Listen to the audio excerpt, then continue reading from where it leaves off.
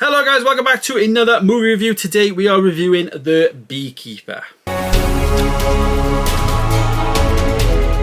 Yes, The Beekeeper is the new Jason Statham movie, directed by David Ayer, of course, Suicide Squad, that flop, but also the Amazing Fury film starring Brad Pitt, which, David Ayer's got like a tale of two halves. Now we got The Beekeeper. I actually saw this on an unlimited screening on Thursday evening, and what's my thoughts? So it's actually very similar to Ferrari, where I actually reviewed Ferrari towards the end of last year. This movie is actually produced by Sky Original, and you can tell that with it being a Sky Original, that it's got a British cast all over it. You've got Jason Statham starring as Adam Clay.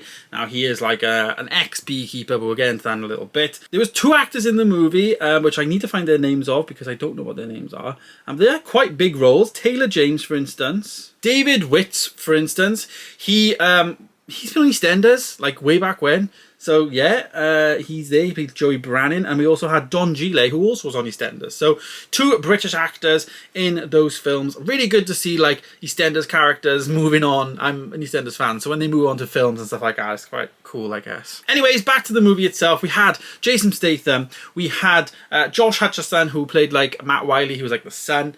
We also had Jeremy Irons as well. He was like running one of the businesses, and yeah, it was quite a decent cast. But movie wise, what's the film about? Basically, the start of the movie is Jason Statham is playing Adam, and he is looking after these bees for this lady on her land, and she basically is on the phone and she gets scammed out of $2 million. Like, they literally end her accounts. And what does she do then that evening? She shoots herself. She takes her own life, and her daughter then is the FBI agent, like, investigating it, which, that was really bad in itself, because I thought that she would be much more sadder than she was, because she wasn't really asked. That's just how it felt.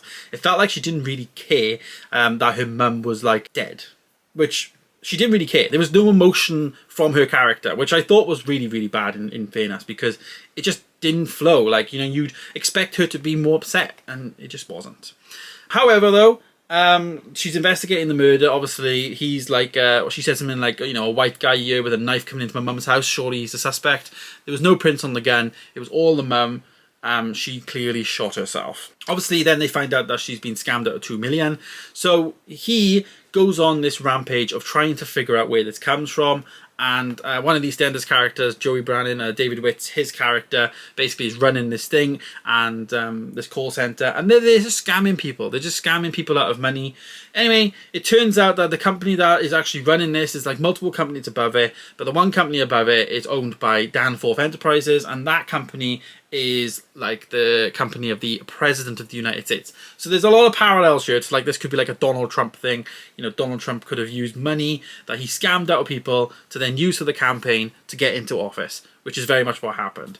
So him being him, as a beekeeper, there was a lot of like bee references in this film. Obviously, if the queen of the beehive is not very strong enough for the hive, then bees will take over it and kill that hive. They revolt and they'll do these things. And this is what it is. So what he was doing is he was working his way up the hive to get to the queen to then wipe out the entire hive. So he was going to all these various call centers, taking them out one by one, and just totally badass in it. And that's basically what I can say. If I had to give a highlight for this film would be Fast and Furious without the cars, because there was a lot of explosion, a lot of like action, a lot of fighting, but no cars. And that's very much what the film would be. He is basically trying to take out everyone, and does he succeed towards the end? Who knows? I will not be telling you that. It does feel a bit like a John Wick kind of rip-off. You know, you could add a bit of James Bond in there. There's a little bit of gadgety stuff going on.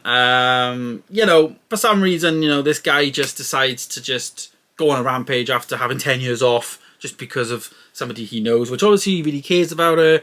But you would think the daughter would be doing that, even though she works for the FBI and all that stuff.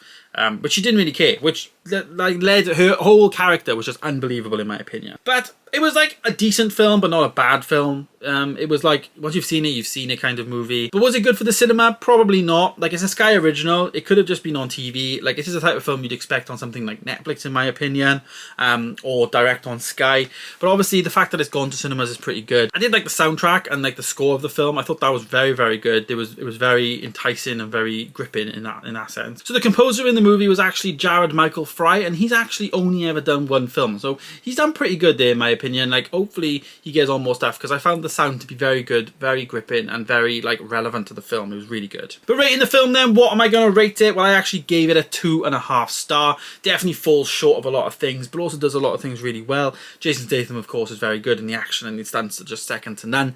And, you know, the actual look of the film I thought was pretty decent. But, you know, once you've seen it, you've seen it. The actual daughter's plot arc was just terrible and didn't actually flow in any sense, in my opinion. And yeah, I gave it a 2.5 star. Once you've seen it, you've seen it. So there you go, guys. There is my review of The Beekeeper. Let me know your thoughts down below. If you've seen it, are you going to see it? Of course, go down there, write all your comments, and let me know your thoughts. Thanks for watching, guys. Stay tuned for more. I'll see you in the next one. Goodbye.